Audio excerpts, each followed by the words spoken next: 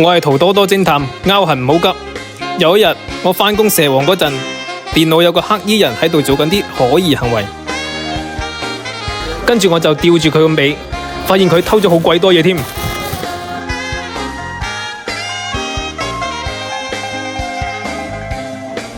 當時我淨係掛住吊住佢尾，估唔到佢偷到上嚟家私部，連棵菜都唔放過添。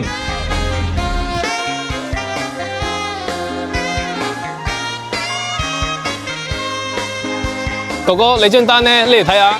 你俾次機會我啦，我下次唔會噶啦。根據香港法例第210章《盜竊罪條例》第9條，任何人干犯盜竊罪，即屬犯罪。